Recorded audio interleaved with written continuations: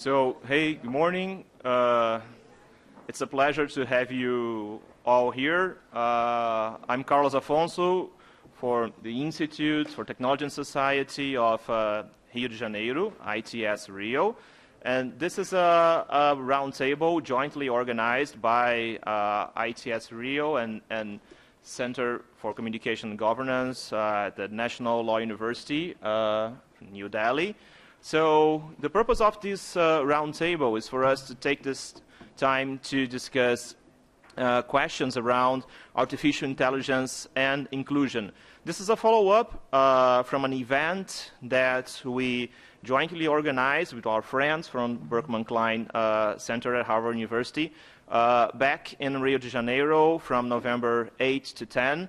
And our main goal in this session is to bring you the takeaways from our event in November and to present it to the enlarged audience of IGF and to bring and to get new perspectives, new ideas on how can we take this conversation forward, since it's a very important topic concerning the future of AI and how especially developing countries can play an important role in this conversation. So in the slide that you see here, it's a brief overview of the event that we hosted in Rio last month. It was a 3-day event. On the very first day, we framed it around building a shared understanding on concepts on AI and inclusion with 2 keynotes, one more technical, another one on more social impacts on AI. And right after this, those 2 keynotes, we had a plenary session on advancing equality in the Global South, focusing on challenges that are brought from the so-called AI revolution. On day 2, we explored opportunities and challenges with a plenary session on data and economic inclusion. And then we break out for 10 breakout groups discussing issues as different as algorithm and design, health and well-being, and concluded this day with possible approaches and solutions. And then on day 3, we focused on action points on areas for research, education, and interface building. And that's the conversation that lead us to here. So those are the slides that just show you a little bit of what happened on those 3 days. So that was day 1 on building a shared understanding. Day 2, focusing on opportunities and challenges, and there you can see the breakout meetings, the breakout groups, so that you can see what are the topics that we are interested in: user behavior expectations, algorithm and design, data and infrastructure, business models, law and governance. I understand it's a topic that a good chunk of the room is interested in. Shifting industries and workplace, health and well-being, education, social inclusion, and humanitarian crisis prevention and mitigation. So after doing those meetings on day 2, we focused on day 3 in our takeaways and action points. So in this slide, I would just want to refer to you. If we can go to the website that we. This is in the second one. So in the second link, you have the website for the events. And if you click on the resources tab up there in the front, you will have access to reading materials, the outputs of the event. So this could be helpful if you are starting a research on issues concerning AI and inclusion. This could be a good starting point where you can see the reading materials that we prepare for our events and some other documents that might be helpful. So can we go back to the slides? To talk a little bit about the attendance of the event, the diversity of the group that we brought together in Rio, I would like to call Sandra, if you want to address it. On the dot plot of the event, that's the very first link there. Well, maybe just very briefly. Hi, my name is Sandra Cortesi. I work at the Berkman Klein Center. So one of the goals we had for the event is to connect people in the field more with each other. So we created this tool at the Berkman Klein Center called Dotplot, which is based on survey data by attendees. And what it gives you, it's basically the opportunity to explore who was there, where do people come from, what kind of stakeholder communities do they represent. And then we ask them, for instance, about application areas or biggest challenges and opportunities. And depending on what people answered, obviously it rearranges the dots, each dot representing one person. And if you're particularly curious and say, okay, who is particularly interested in a challenge, you can also click on the dots and it lets you see whose response it was. So if you feel particularly inclined to connect with someone, there are options there on how to connect. And so that was one of the tools to basically connect people at the conference, at the symposium, with each other. So thanks, Sandra. And if we go back to the slides, I would like to call our friend Malavika from Asia Digital Hub to talk about the conceptual framings of the events. Hi. We had two really provocative keynotes, and I think what was really interesting was one was from a computer scientist who actually is very deeply embedded in artificial intelligence as a practice and study, and the second was from the humanities, looking at it from a very, very different perspective. The keynote that we had from Ansaf from Columbia was really interesting because she talked about how, you know, there's all this hype around AI, but it's not a new phenomenon. It's something we've had from the 50s, and how much of those old tropes and narratives about AI still help shape the way we see it today, and how a lot of the talk about discrimination is really something that's happened in a different sphere, but is now coming into the AI conversation more and more. And she talks about the different levels at which discrimination can take place and the ways that, you know, whether it's at the level of the algorithm, whether it's in the data sets that make up artificial intelligence that they are trained on, that reinforce the results and outcomes, and how there's a lot of deficiency of understanding in how these algorithms actually, not just how they work, but how the systems discriminate and exclude people. So she came up with a very interesting 4D framework, as she called it, for achieving inclusive AI. So the 4Ds were to develop knowledge and how you could actually promote proficiency in AI through education to close this digital gap. And this is not something new to all of you. You've been thinking of it, you know, through all of the conversations we're having around access and inclusion in so many other ways, whether it's mere connectivity, not that there's anything mere about connectivity, or something as sophisticated as artificial intelligence. So, you know, the education piece was something she stressed, but also in terms of deciphering models. And this, again, is something that's a very hot topic in terms of discussions around the black box and algorithmic inscrutability, whether it's even possible, you know, even if the GDPR is requiring a right to explanation, how this can actually be implemented on a technical level. And that's interpretability both in the short term as well as the long term in terms of effects and impact.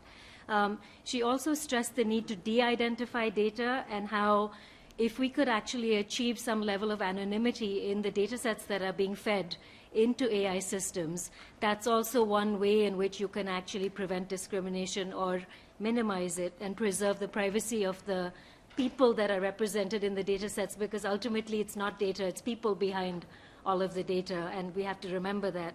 And she also talked about the fourth D was to de-bias both data and algorithms, in how you identify and treat the bias in data, the ways in which they're not exactly representative of the people that they are proxies for, or account for bias in the machine learning algorithms themselves, while reducing bias in the data collection and analysis. The second keynote from Dr. Nishant Shah actually contested the whole framing of AI and inclusion, and he talked about how they're actually, these two themes actually mutually constitute each other, and they're in constant play. They're not two separate things that, you know, you don't deal with AI on one level and inclusion in a separate silo. They have to be done in a mutually reinforcing manner. And he talked about a few tensions that I think we see in a lot of the ways these applications are developed about how it's a tension between the real and the artificial. It's a tension between something that's aspirational versus something that's actually real and being represented in the data. And he talked about how if we actually want to do this properly, we can't think of inclusion as a target. It's not something that we look at as a top-down measure that we have to achieve. It's something that has to come from below. And he talked about how one way to do that is to rethink and to denaturalize the units of measurement, showing how lived realities and processes are constructed on multiple scales, and to actually situate both AI and inclusion within a much larger ecosystem. So you move, as he said, from living with AI, as if AI is something external to us, to living within AI, as in we are part of an ecosystem where AI actually influences and shapes a lot of our lived experiences. So by shaping it and thinking of it as a continuously, constantly negotiated entity, instead of something that's stable and static and some external referent, he thought that was a very good way to actually think of inclusion as a real, emotive, and lived reality, and to keep reinforcing this sort of narrative. So these were really the two things that were great conclusions. And I think for me, what was really powerful here is by actually moving away from inclusion as something external to looking at it as something where people have agency and choice and actually have a right of self-determination in how they're represented within AI systems, how the systems shape them, how it actually affects real outcomes and their experiences and their life chances. So I think to sum up, what we're seeing is all of the old AI narratives that we see through movies, through science fiction, through pop culture, not all of them are actually equitable narratives. And if we really want them to be a measure of empowerment rather than something that exacerbates existing digital realities and divides and makes them worse, we really need to collaborate meaningfully as a community in a really intersectional way across disciplinary silos. So, thanks, Malavika. And our next slide presents the research questions that were clear from these events that we want to take that to you. So, Chinmay, if you want to take on this. Thank you. So as an academic, this part of the conference was really exciting and valuable for me. And especially if you take a look at the research questions, specifically ones like how do user expectations differ in the global south from the global north, you'll see that the framing of the questions themselves have a truly global point of view and specifically take the global south into account. It was very valuable specifically that the symposium took place in Rio and had academics from all around the world with a reasonable geographic balance. So the list is up there. What I'm going to do is I'm going to describe the research question that is most exciting to me and why I feel that it creates opportunities for all of us to work together at an early stage. And then there's a second one that Sandra is a specialist on, so she's been kind enough to introduce that. And then after that, what I thought I'd do is I would invite some of you to pick up research questions from the slide and discuss them, things that you're thinking about doing, ways in which you think you might like to get involved, because it would be nice to hear from you. So my favorite one is really how do user expectations differ in the global south from the global north, and specifically how can AI design accommodate these varying expectations.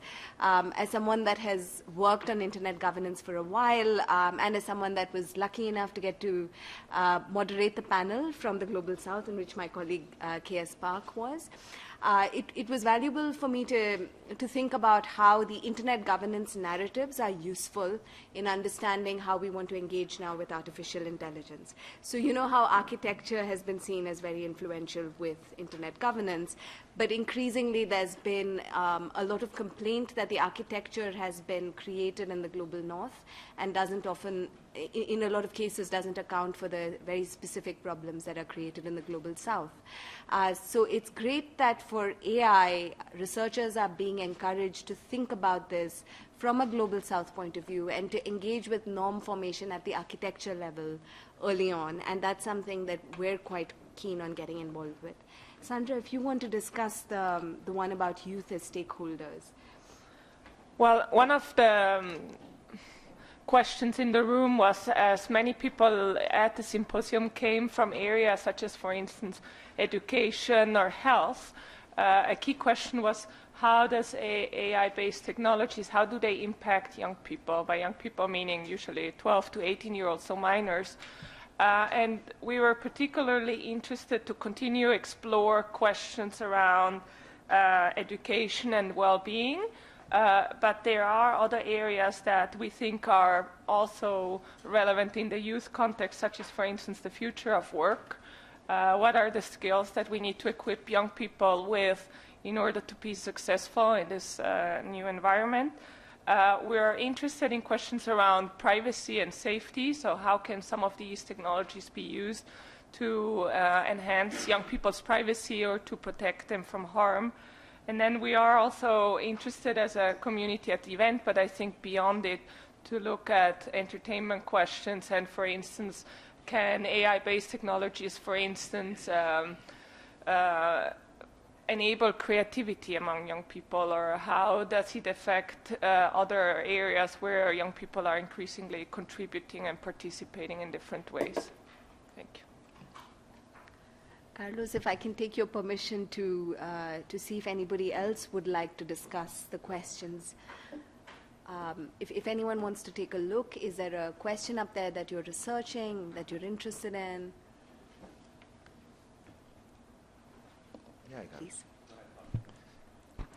Good morning, everyone. Cláudio Lucena, I'm Paraíba State University, Brazil, and FCT, Portugal.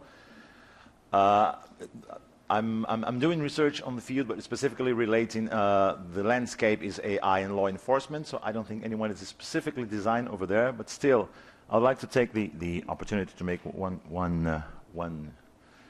to record a compliment to all of you who organized and to leave a question here to the organizers. Carlos here, friends from the ITS, I see Professor Marviola is also here. And the comment I would like to make is, I don't believe, I'm going to make a statement here with a kind of historic background. I might be wrong, and it's a bad place to be wrong about historic references. But still, I do not see that such a disruptive, a technology with such power of impact was so widely discussed as we're doing now with artificial intelligence. So with the inclusion of so many different partners, of so many diversity of backgrounds, geographic and gender, and we have a chance here, because of course, and as I followed the symposium, I unfortunately wasn't able to be in Brazil back then, but I followed it, I tried to participate, I'm following the developments, the outputs. We have a session for Latin America specifically, which is proposed for RightsCon for next year. I'll let the community informed if it's the case that you're interested. But we clearly have a chance here. We're discussing a very disruptive technology with the opportunity of debating, not before, because it's all over already, but in time to make necessary intervention, if it's possible. And I don't think we have had that opportunity with any other of the very disruptive technologies in history. About data sets, for example, there's a clear concern. We have no clear guidelines for treating or principles for treating, training data sets. Much of the data sets that are being used to develop these systems today come from the geographic centers of power that are historically the same ones. And this was one of my concerns, absolutely addressed during the symposium. I once more congratulate you public very much about the organization of the event, and thank you very much for the update. Thanks, Claudio, and I think we'll definitely address those issues very, very shortly. Then just give the floor for this gentleman here on the left, and then underneath. And then a couple of questions there. So Thanks a let's lot. start here on the left. Always a good thing to do. Yeah, I've been thinking about this issue for quite a while. In the beginning, like most, I think I was stuck in the thinking, the machines are coming kind of thinking. But lately, for the past few years, actually, my thinking is much different. And that is that this will actually empower a given, let's say class, or not to use class language, but a given set of people, a very limited number of people, and it will just empower to set up walled gardens around them. And it's this aspect that I think is kind of being missed. And if we're talking about reacting to, it's the slowest one to react to, because the reaction needs to be a state where it develops some kind of fiscal measures to redistribute the wealth that will inevitably accumulate. And that is the key thing for me, to start thinking about artificial intelligence, because it will be a very powerful tool for those who can use it. And those who can use it will be those who are already the empowered ones. So the result is going to be a significant societal disruption. And the answer to that has to be within any governing entity. The state has been that entity for the past 400 or 500 years. Maybe a new one is coming, maybe perhaps an empire, perhaps corporations. But it has to be in some kind of a entity that can respond to it societally. And I think that that needs to be a very important research question that is attacked. Thanks for that. That's a very, very helpful comment. Let me just do three very quick comments in terms of housekeeping. So first, if you want to take a look on the videos of the symposium, they are all online on YouTube. So if you go to your favorite search provider and type like AI and inclusion, you will find the videos of the symposium as well. And I really have to mention that when we organized the symposium, it was something that came up as a result of the ethics and governance of AI fund, and a good chunk of the research that led to the symposium was done by the centers that are part of the global network for internet and society research centers, the NOC. We're all part of this network of Internet and Society Research Centers, and we're taking the NOC as a hub to discuss those issues. So if you want to know more about the NOC, please feel free to reach out to any of us. By the end of the session, we'll be more than happy to talk about the network with you. And one additional housekeeping information: when you make your comment, please say your name and affiliation, so that we can keep track of your comments and make this a proper conversation, even though the setting of this room is somewhat weird, because sometimes people are talking behind your back. But so let's go for another round of comments. So Danit, and then we have two comments back there. So go ahead. So, hi, my name is Danit. I'm affiliated to Peking University in Beijing. I had the chance of being in the Rio Symposium, and I think that one of the main takeaways that I came out of, which really touches upon the two excellent points that were made here, is about encouraging participatory design of AI and really empowering people to set the rules of the game. And one of the things that I've been participating in is shaping standards around autonomous and intelligent systems, which is a process that has been made by IEEE. It's free to join, completely voluntary, everyone can contribute, and these standards are going to be a pretty significant factor in setting the rules of the game. So in that sense, we do have the power to do that, and there is an interest in doing that. And my main interest is really getting to as many people as possible and making sure that we are representing and empowering people from different countries, from different sectors, from different opinions, to help us set rules of the game that would really help us benefit from it. We have two comments there in the middle. So go ahead, and then you, sir. Okay. Yeah, my name is Anita, and I come from an organization called IT for Change in India. When I look at these questions, and correct me if I'm wrong, I get the sense that the entire debate is being framed from a default framework of the market. Whereas I think that when you look at the relationship of notions like inclusion and agency, I think they're very political notions. And I would think that the default framing of artificial intelligence should be from a larger social civilizational perspective, within which market is one thing. I think it would be a misnomer to think that something can be a global south perspective just by having the youth of the nations of the global south included in the markets online, by getting the youth to design products or having a voice. in inclusive design, to get them to be part of the global economy, you're not necessarily achieving a global south perspective. So I would think that an important question to be framing in this context is through the prism of citizenship. And it's really important that the cities of tomorrow and the rural areas and the villages of tomorrow can claim artificial intelligence in a way that you can truly have self-determination, so that local populations can determine, how they can plan their agriculture vis-a-vis, let's say data that comes from, agriculture, climate, etc., so that you're actually looking at self-determination and inclusion in the political sense. Thank you. Thank you. Gentleman here on your back, and then we are going to go back to Chinmay and our panelists if you want to have any comments, and then we go back to another round of comments. My name is Gabor Farkas. I'm from Active Mediation and Internet Society in Switzerland. I find it difficult to separate a number of things when we talk about AI. One is who owns the actual AI. And then when we talk about inclusion into what? You have major corporations who are fighting over the same citizens all over the world, and they are the more powerful and the richest companies who develop this AI. They develop it in a way that they want to include you. Advances in neuromarketing that they finance help them for reaching that goal.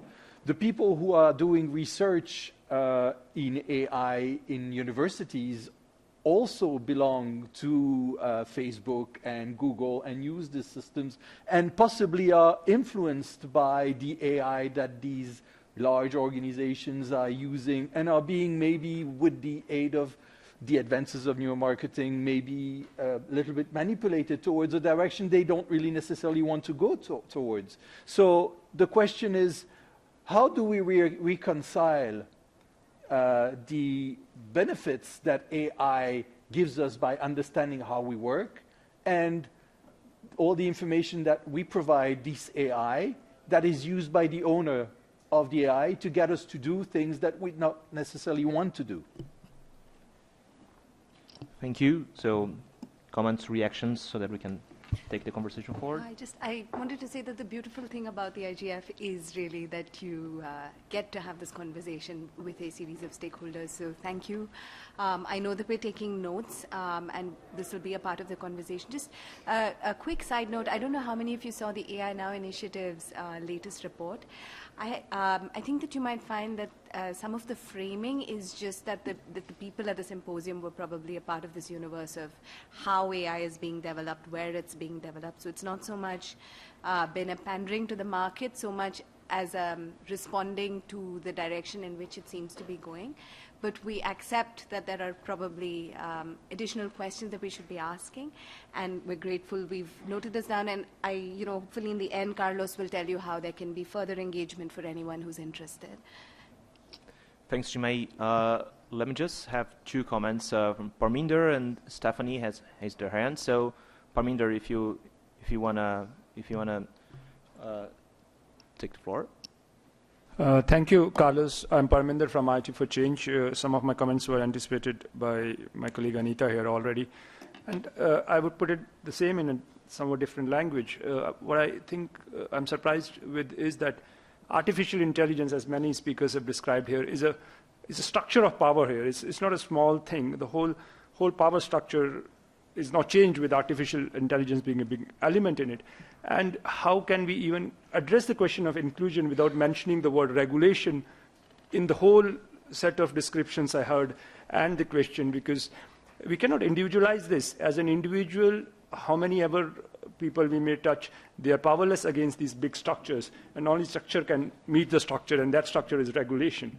And participatory design is a very residual kind of thing, which is helpful but does not represent interests. It works when the interests are common, and then the participants can help. Like as much as we have been in participants in the design of Facebook or Google over the last 10 years, we would be participants in the design of artificial intelligence, which is completely controlled by the large corporations today. And I know there's a debate between market and state, but we have to respond to where we stand. And as we stand, artificial intelligence is almost entirely controlled by corporation. And unless you get the big actor, the other big actor in, which is the state and regulation, we can do all our participatory designs. It will go a very predictable way. Thank you. Thank you. So I think my comment will maybe actually follow up a bit on that, because we also, I work in Egypt at the Access to Knowledge for Development Center, and we also attended the conference. And our interest was more from an economic side. So we were also, there were also discussions about what are business models that AI companies have, what is the role of data in those business models, and what the takeaway and the research questions that we came away with are to look at what are some of the alternative business models to what companies like Google and Facebook are doing, and the role that data plays there, where user data is taken and then monetized by AIs and then hidden by IPs. So we're trying to find and look for examples of open source or maybe data commons in use, especially with companies or startups that are working outside the global north. So yeah, this was, I wanted to contribute that. Thanks, Steph.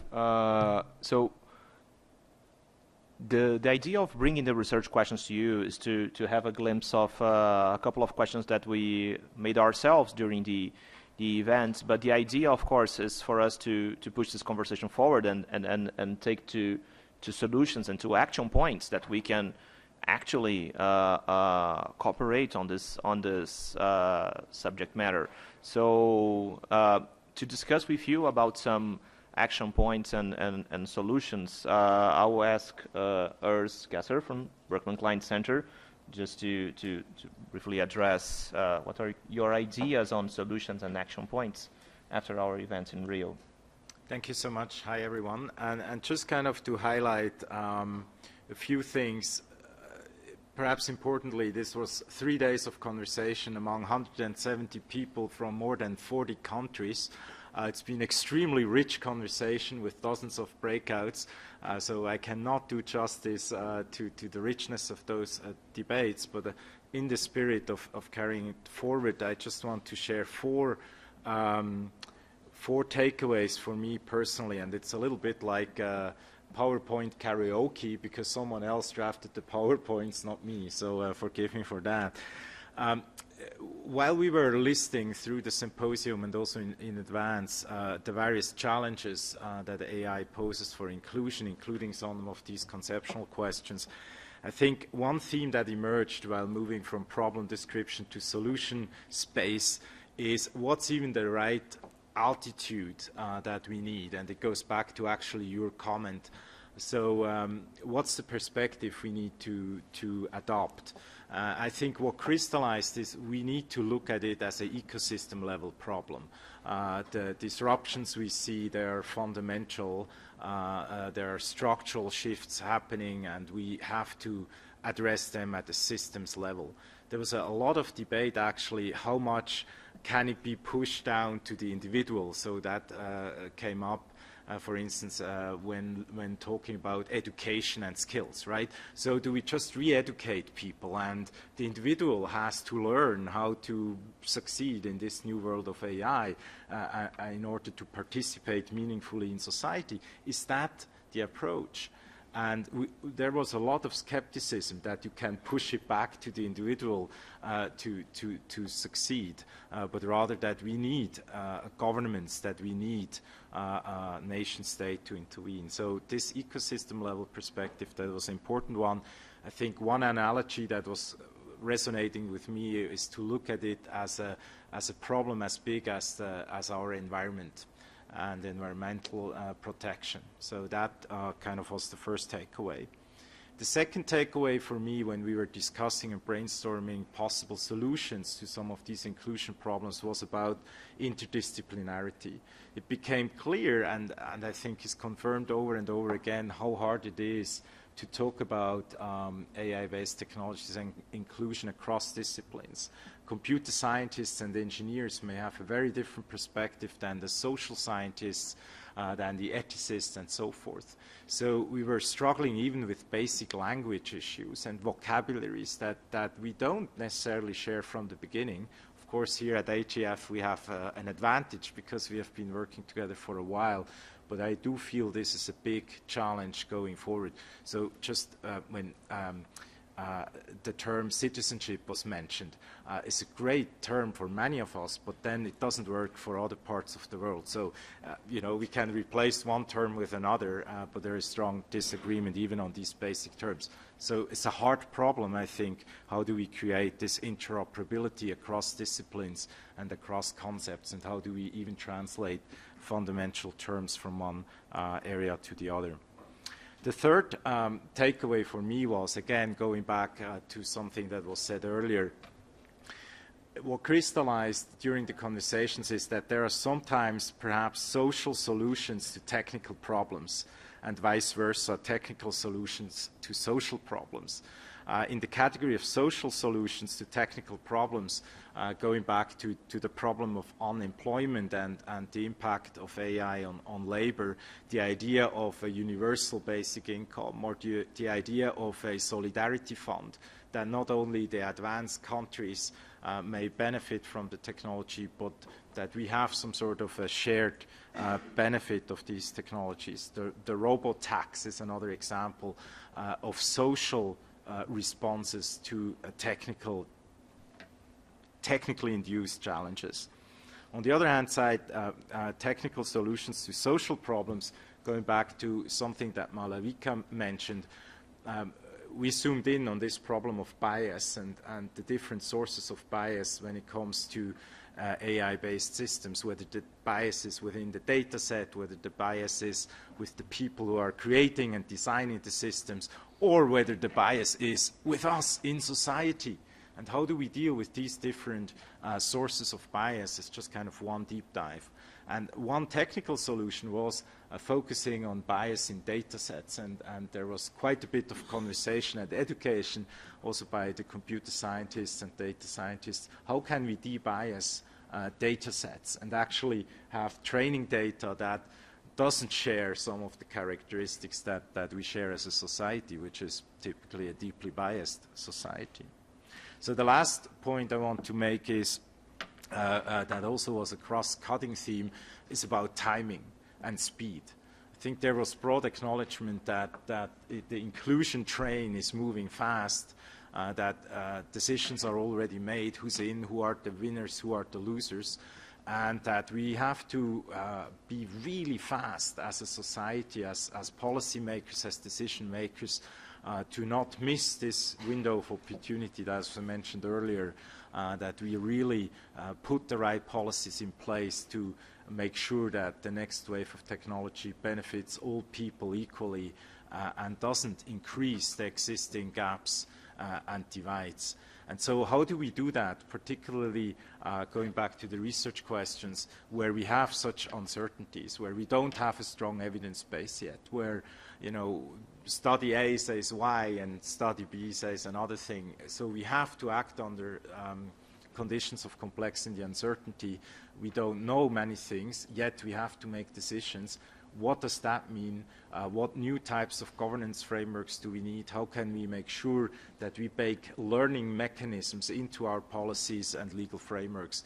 These were some of the themes that emerged, in addition to some concrete action items that you see here on the screen and that we can perhaps touch upon during the discussion. Thank you.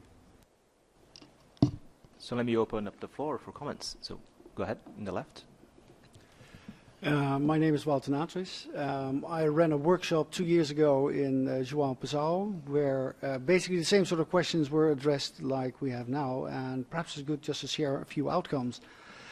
We had politicians, we had people from education, we had people from the corporations, everyone in the room, and it was basically an open mic session, just picking people's minds, where are we at this point in time? When we asked people from education, do you see any programs in schools and higher education on artificial intelligence and preparing our youth for a new society? The answer was simply no. Nobody saw any programs in high schools and the secondary education after that. So I'm not talking about universities. Politicians said there is absolutely no interest with any of my colleagues, and we had several different countries on the table and the European Parliament. There was absolutely no interest in my colleagues on the disruptive techniques that are coming my way. When I start a discussion, nobody wants to listen to me even. So in other words, here were politicians saying we're basically not doing anything. The same went from big corporations. There was a guy saying, I'm not going to say my name because I don't want to be on, but it's really worse than you think where we are already. And he didn't want to go on with his name on the program, but he actually stepped forward and said that. So in other words, we're in a disruptive phase where nobody knows where we are, where people who could make decisions at least 2 years ago were not interested to engage in the discussion at all. So in other words, how do we drive this discussion forward? And there was really no one in the room, and it was bigger than this one, and it was better attended than this one. We had, I think, 150 people in the room, and nobody had an answer. And that is, I think, logical, because with all the industrial changes, people lose out and people win and others adapt. And that is the phase that we are in now, except that nobody, and the last thing is jobs we discussed, nobody saw the new jobs, only losing jobs. And I think when the first steam train started rolling, nobody could imagine that there would be thousands of jobs in steam trains rolling. Just imagine what sort of new jobs that created. Nobody can see what the new jobs are at this point in time. And I think that is something very important. I will end with a comment I read yesterday saying we need to hire people who make themselves dispensable and hire them again to make sure that they do it again. And that means that we're in a sort of creative society that will have boundaries that we can't imagine yet, but also will lead to different power sources, perhaps even different state perspectives.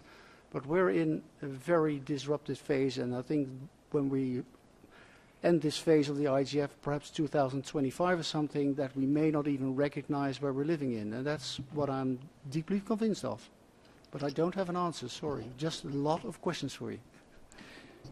Thanks for your comment. And since you're mentioning IGF and João Pessoa, and those who have been in João Pessoa, I believe, have very fond memories of that IGF and that lovely city. But it's interesting to see how the issue of artificial intelligence has been around IGF for like a number of years now. But the discussion seems to be getting into a situation in which we have a number of workshops, roundtables like this one and this IGF on artificial intelligence, framing slightly different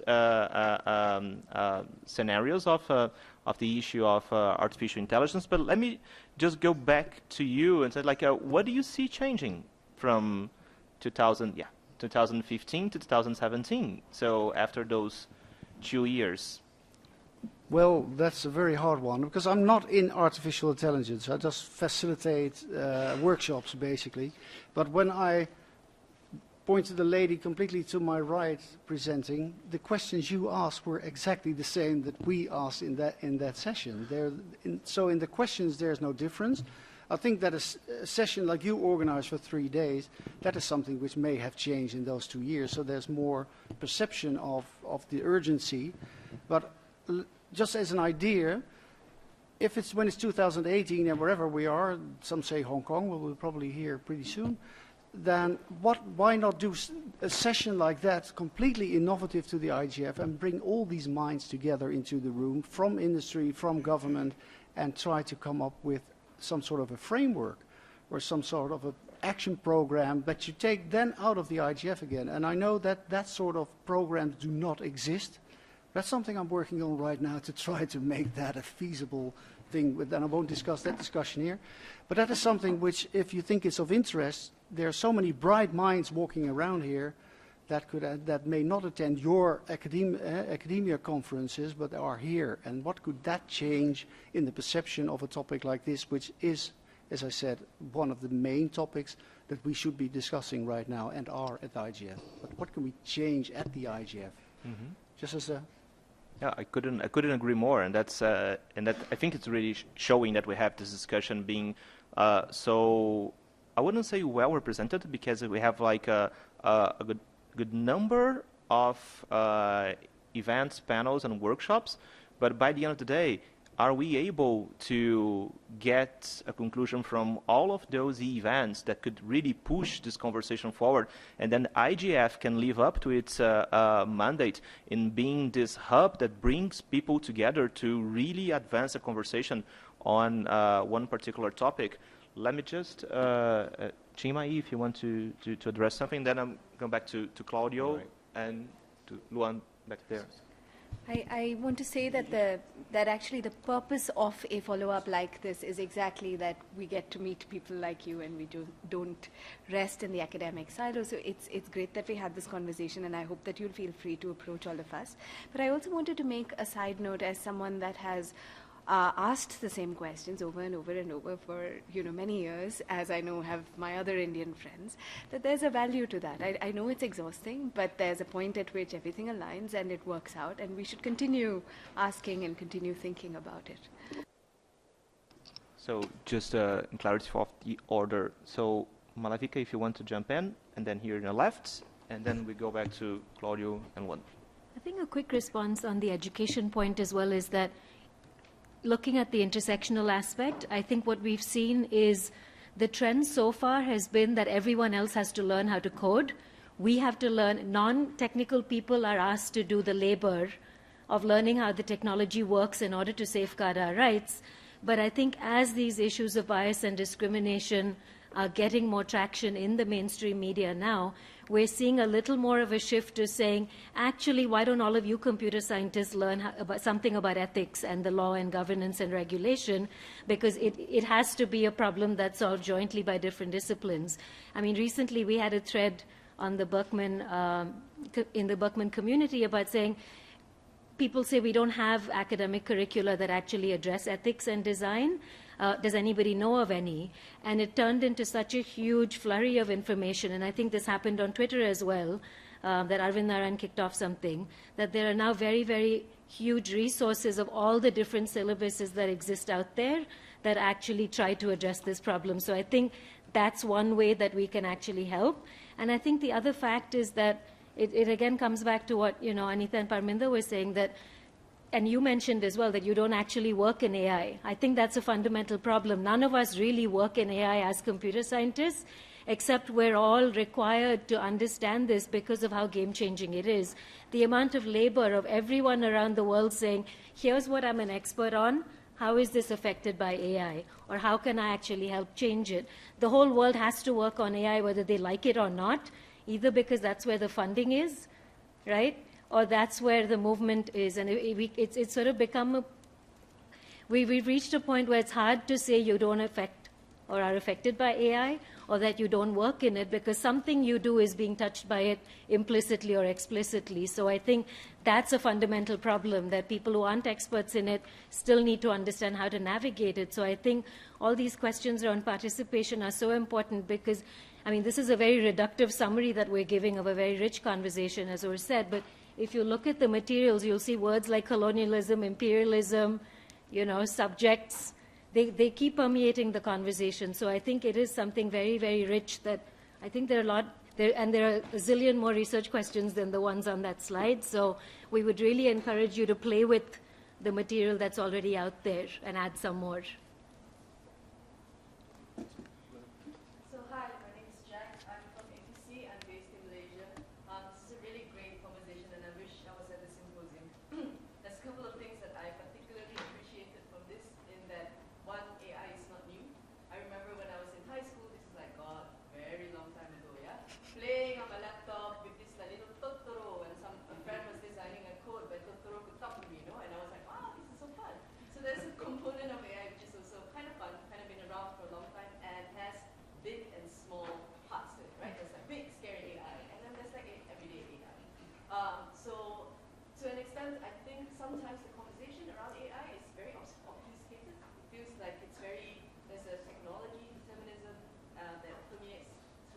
conversation in AI, that somehow AI will determine what will happen and la la la.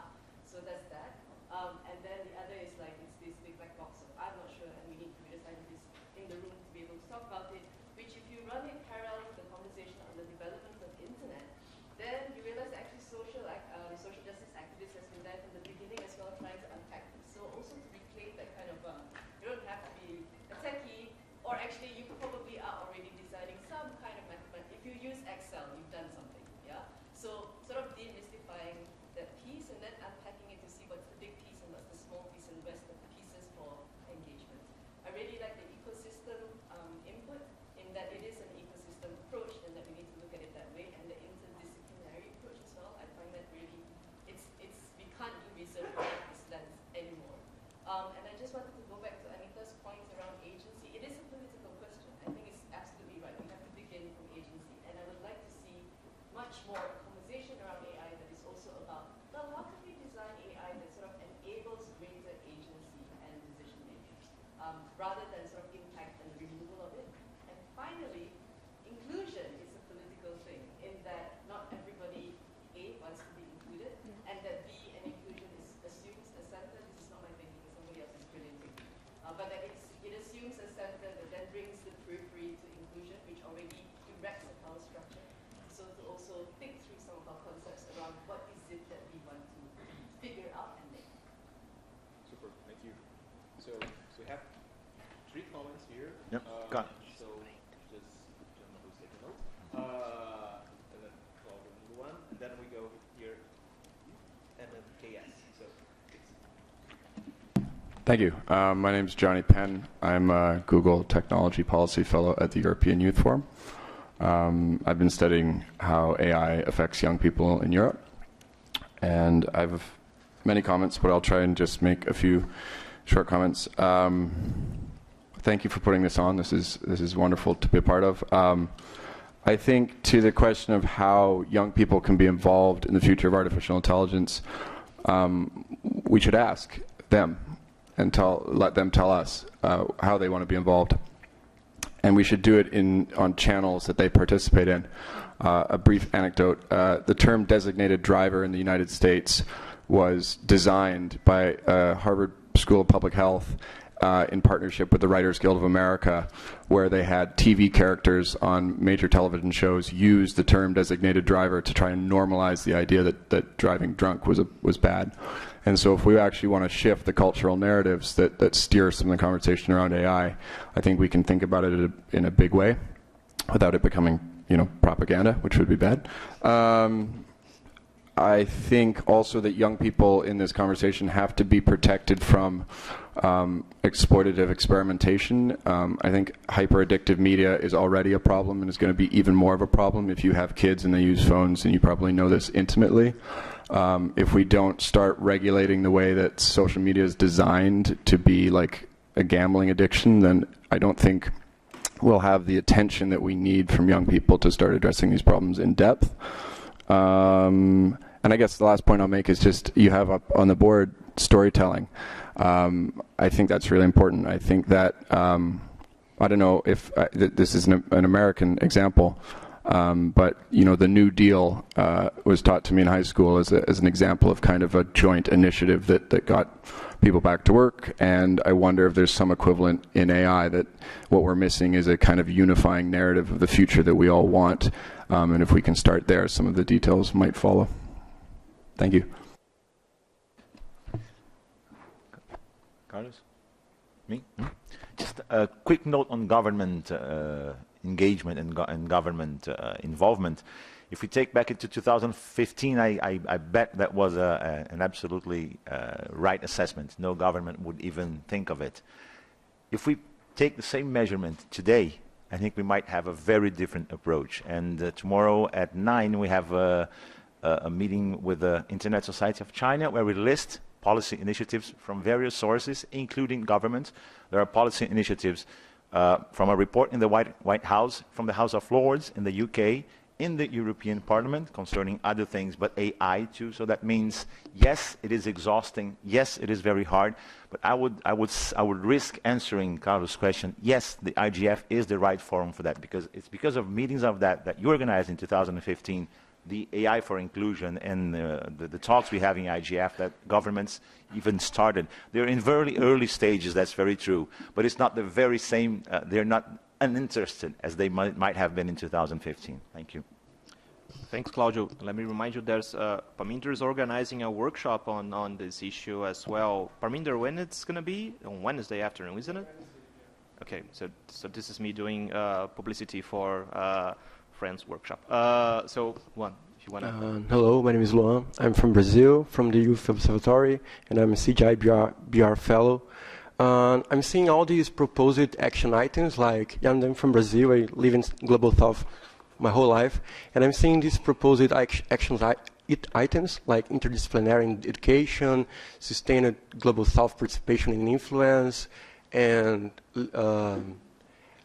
not a lot of proposing actions items that are very beautiful, they are really good, but we don't have these in Brazil, we don't have these in Global South so far. So how can we believe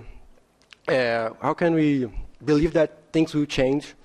And I think we are being too much naive, believing that all this stuff are going to happen in the next years, and like, oh, the companies will open their algorithms and there will be created a new universal basic income. So my question is, how do you find strength and will to study the future of AI when I can see a future that we are all doomed and we will have to fight back for the next 20 years, fight back to the companies, fight back all the bad stuff that the companies that own AI systems will do to us? How do you find this strength? Thanks, Juan. We'll get a very short answer to this in a moment, and it's not a Terminator movie. So let me just go back to 3 quick comments, and then we return. So, KS. Yes, thank you. I'm Jelena. I'm a Heritage and Innovation Advisor working with European Heritage Days and the World Forum for Democracy. And I also wanted to address a bit this question of involving young people in education. I see that on the slides there is this revamping of STEM education, which is science, technology, engineering, mathematics approach. And yesterday we had an event, on a pre-event on digital literacy and harnessing big data in addressing Generation Z. And this came up also in our approach. And the sessions actually suggested that we should add or complement this STEM approach with HELP, or HELLP, which stands for History, Emotional Literacy, Language and Philosophy. So these are the different kind of elements that are missing in the STEM approach. Now, when you're talking about young people and the education, it is currently so old-fashioned, and we are even going back. There are countries now, including France, that are forbidding technology to enter schools. They're forbidding children to come with their smartphones. So I think that there is a very big importance to connect some of these workshops that we are having even here in the IGF in completely different context. I second one of the gentleman's ideas to create a special AI event where you will get these different strands of information. And coming to the second point, I also attended the social responsibility and ethics in artificial intelligence workshop this morning. And the panel outlined very clearly that the ultimate goal, or one of the goals of the artificial intelligence, whether it will be achieved, they don't know, is to mimic the cognitive abilities of humans. So we were talking a bit about human rights approach to artificial intelligence, but I also want to put a provocative question there, which is, if we create ultimately the artificial intelligence that has cognitive abilities, that has emotions that humans have, don't we then have to mimic the human rights approach and create an artificial intelligence rights approach? Thank you. And that will take us to the great question about personality of autonomous systems and things like that.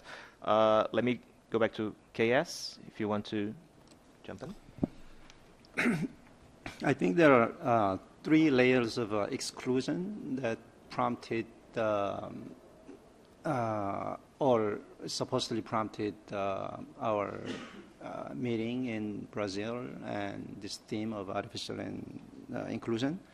Number 1 is AI displacing human jobs, widening the income gap between the poor and the rich who have access to AI. But that's not a new issue, as technology has developed even before the day of the information technology, technology has displaced people for centuries, and some of our responses have been fashioned after welfare state model, and I think some of the same responses are being developed.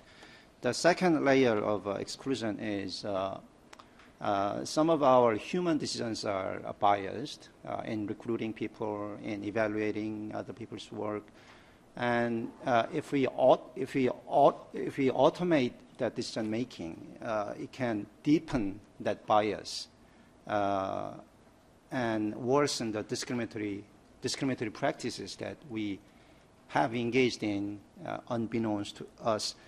Answer to that is, as Jack said, AI can be used backwards. AI can be used to detect discriminatory tendencies in us. And if we cannot do that, we can come up with better, I mean, if you look at the takeaways, one of them is affirmative action equivalence, right? That was my contribution, of course, with the help of others. Basically, what we are saying is that our decision-making has been tainted already, and if we better our decision-making with the algorithm, it may worsen the problem that we had before. What do we do? Well, we change the result. I mean, if we are aspirational, we are not just science-based animals. So if the end results do not comport with what we wanted, then we can always change the results, and those are affirmative actions. So the bigger question is, what do we teach AI, right? I mean, we have to go back to our ethics, classical ethics, ethical issues on how we want to live together. And I mean, I'm a teacher. I teach in college, and people say teaching is the best opportunity to learn. What's really meant by that saying is that teaching is difficult. So we think we are okay, AI is bad, but the truth is that we don't know whether we are okay. We don't know what to teach, what ethical instructions that we want to give to AI. Now, there's a third layer of exclusion, which is this. I mean, AI is a program. I mean, OS is a program. So, AI can be, in few years, can be sold to different people. People with enough computer resources can run AI in their homes. If not at their homes, they can access to the cloud. So program itself will be readily available. What will not be readily available is the data that you can use to train your AI program. Right now, the small number of companies and the government agencies are building the silos of personal data, and we don't know whether data protection law is helping or hampering making that data more readily available to different people who should have access to the benefits of AI. So that's why we have a data protection law as one of the takeaways there from Brazil. So just wanted to lay it out there that, that's why I think inclusionary strategy has to be interdisciplinary, right? Because there's exclusion at the economic level, there's exclusion at this ethical level, and then there is this exclusion in the data availability, privacy level. Thanks, Kias. So 3 comments there. Anita here, and then we'll go back here. Yeah, my name is Bishaka, and I work with a non-profit in India called Point of View. So actually, I'm going to try and frame this as a question, but I'm not sure how to. So let me give one of the most common examples that I think of when I think about AI is actually autocorrect, right? Which we have on our phones, etc., and we all use all the time. So what I want to do is actually ask, how can we build a sort of, I think this is really useful, and I'm wondering how can we build a sort of research agenda for artificial intelligence that takes into account everyday uses of artificial intelligence and sort of comes up with, you know, answers, etc., that are relatable to people's everyday experiences, so that we don't sort of end up creating another digital divide with artificial intelligence. Nita, if you want to.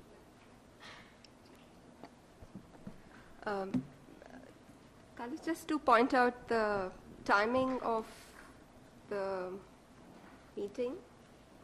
This is, before I make my point, this is a workshop co-organized by APC, JustNet Coalition, Social Watch, and Software Freedom Law Center from India. It's called Making Artificial Intelligence Work for Equity and Social Justice.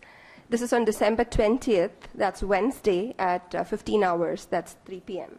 So that's what I wanted to say. And the comment I want to make is a quick comment, which was a question I think some of you posed about what changed between 2015 and 2017. You know, being a person from an NGO who's been working towards social justice, gender justice, and development, I'd like to actually point out how I feel better informed about artificial intelligence and what's probably changed in the past 3-4 years. The first thing is from the days that Jack just described, where AI used to be a program that just popped up on the screen. AI today is completely ubiquitous and completely inconspicuous. It's kind of merged and disappeared into society, and that is something that we really, it's not about a pacemaker which is in our heart, which is connected to the network. You know, it's about the way in which mergers are taking place between Monsanto and Bayer. Mergers which actually are about controlling seed data and soil data so that the planet can be controlled through artificial intelligence and markets can be controlled. So it's kind of, it's everywhere and it's everything. It's not about it being everywhere, it's about how it's become everything. Here is where I want to problematize agency again. And I'm trying to do it. I think I don't have the vocabulary, and like Malvika pointed out, we're all struggling with the vocabulary, but we should problematize it. I think in our imaginaries, we think about the user, and we think about a young person as a user. But I'd like to actually ask the question, is self and subjectivity relational, or is it something that's floating out there? I think we need to understand subjectivity as if, you know, we are all workers, we are citizens, we are everything. We are not just users.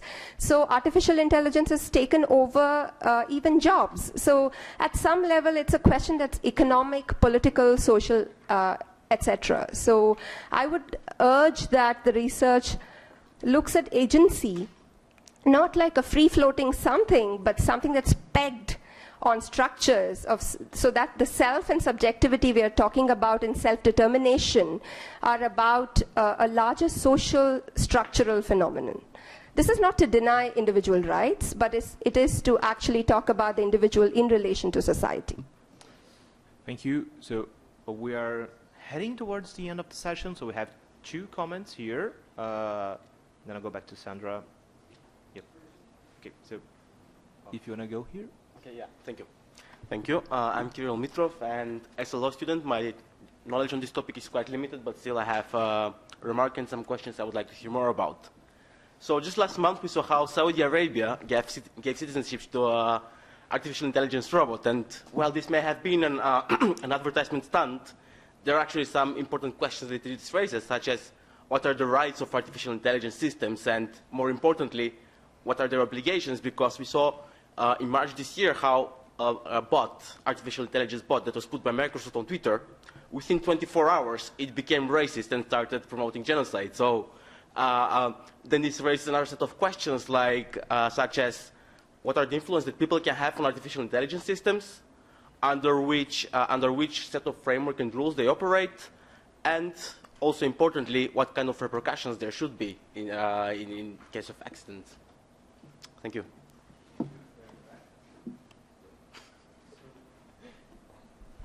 Hi, my name is Khalid. I'm an academician and policy advisor. I very much like your idea about looking at different systemic dimensions of the relation between the problems description and the solution space. And in this sense, you already mentioned two dimensions. First of all, the social solution to technical problems, and on the other side, technical solutions to social problems. I only want to add and extend these two dimensions with two another dimensions, which first of all could be, and I want to encourage everybody in the room to think also about technical solutions to technical problems, which is maybe, first of all, we had this address space problem with IPv4, and now we already in the transition to IPv6. And the second thing is I want to add to is we also need to think about social solutions to social problems, which is maybe migration and integration. But in general, I very much like your idea about these two dimensions. So, thank you. If you want to go ahead. Walter Natris again. I would like to respond to one word, and that's the word user. I think that if we start to capitalize on that we are customers and not users, the whole dependency system between the ICT industry and us as customers may actually change. And that is something which I think needs a lot more attention, that we start seeing ourselves as customers, and that comes with rights, and users comes with dependencies. And that may actually change an awful lot in perspectives. Thank you. As we heading towards the end of the session, let me just go back to my friends here on the left, if you want to have any comments and reflections so that we can come to a conclusion. So Sandra? Well, I just, as the director of the Youth and Media Project at the Berkman Klein Center, I'm thrilled to see so many people in this room interested in youth issues. I was not expecting this, because if you look at some of the biggest reports around AI, youth issues are rarely mentioned. So I wanted to end with, basically on my end, with 3 invitations. The first one is we're co-hosting with UNICEF and other colleagues on January 15 and 16 an event on youth issues and AI in Costa Rica. So if you're from Latin America and interested in this, please let me know. The second one is someone mentioned that we should be talking to young people. So at Berkman Klein, we're about to start the next round of focus groups with youth. So if you have questions on your mind that we should be asking young people about AI-related issues, please send those questions to me. I'm happy to ask those questions on your behalf. And the third point, someone mentioned that we should be doing more educational resources or work with young people. So at Berkman Klein, we're actually co-designing educational activities around AI with youth. But I could very much use your help. So if you're interested in helping, please let me know as well. Thanks, Sandra. Anyone else?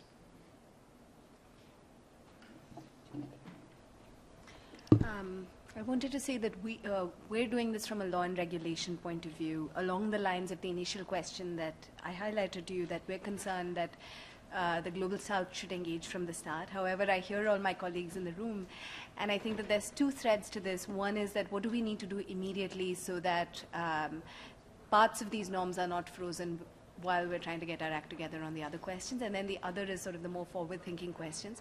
We're very interested in both. For my many Indian colleagues, you know that we have a platform that you're all a part of called Delhi Tech Talks. Perhaps we could discuss this a little further locally. And everyone else, I look forward to meeting you in the IGF and discussing these particular questions more, and to learning from you about your disciplines and how I can be helpful or what I need to understand. Thank you for the comment about users. One of my colleagues, Alex Dunn at the Engine Room, very famously said at the Stockholm Internet Forum last year that there are only 2 industries where you refer to people as users. One is technology, and the other is the drug industry.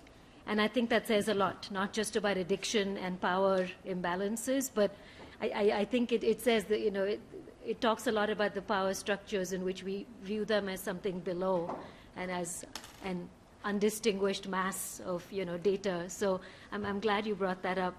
And following on Chinmay's point, I'm based in Hong Kong running the Digital Asia Hub, and we've been running a series of events on AI in Asia, specifically looking at whether the solutions are different in Asia, whether the problems AI is trying to solve are different, whether there are actually opportunities for AI to redress existing societal imbalances rather than be a tool for exacerbating it. So we had one in Hong Kong, one in Tokyo, and one in Seoul. We'll be having one in India, one possibly in New Zealand, and one in Indonesia this year. So next year. So if you're interested, let me know, and we'd love to include more people thinking about these issues from across different disciplines. We're also doing 2 sessions here, one on evidence-based approaches and how you can actually measure the impact of AI. That's 4:30 to 6 on Wednesday. And we're presenting our findings from the AI in Asia series at 11:50, also on Wednesday.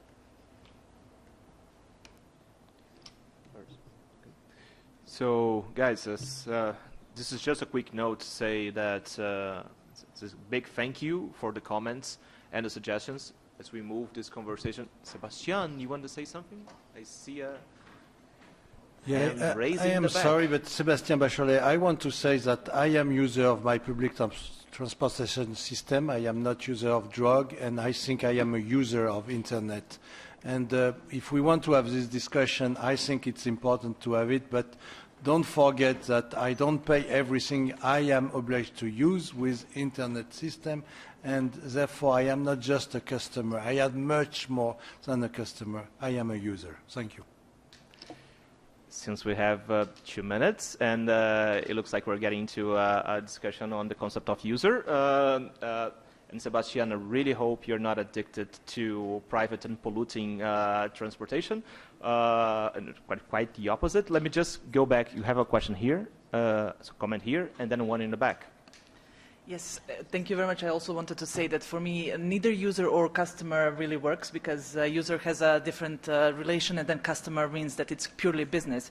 What I would also suggest is to think of it as participant or co-creator, especially when it comes to artificial intelligence using big data, because you are also producing the data that the technology is using. So this would be my idea.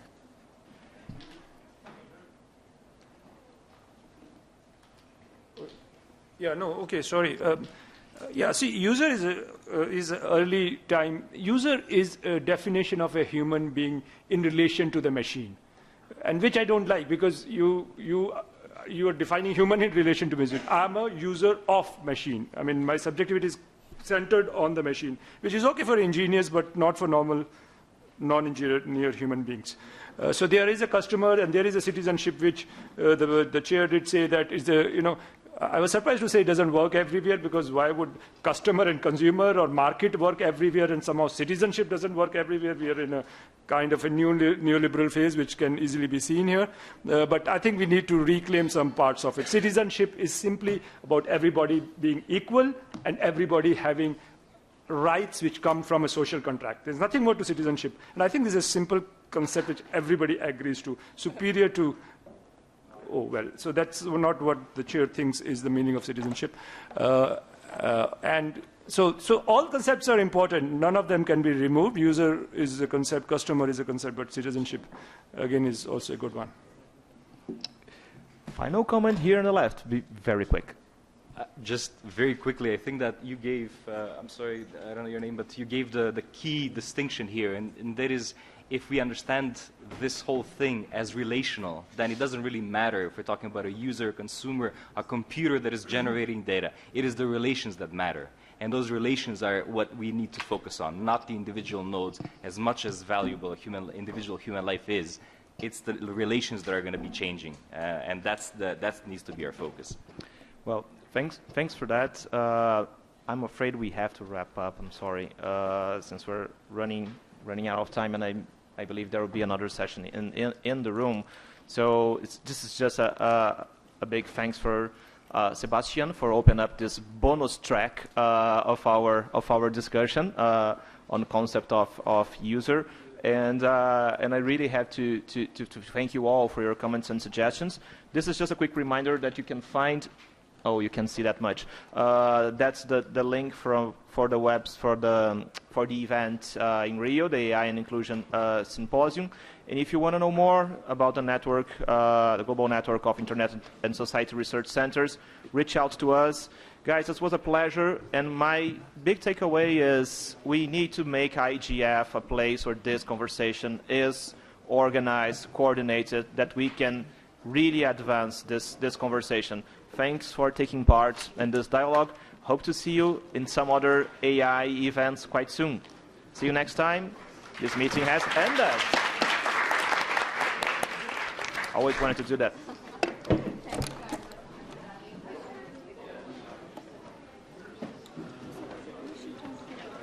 She's like such a power-hungry beast. It's very hard to reply. Because it's my colleagues, and that Gautam Bhatia is basically a nice boy.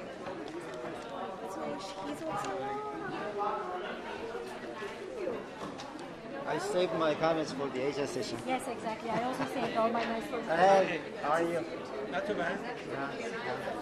I would prefer nicer weather, but what I said relates to what we talked about.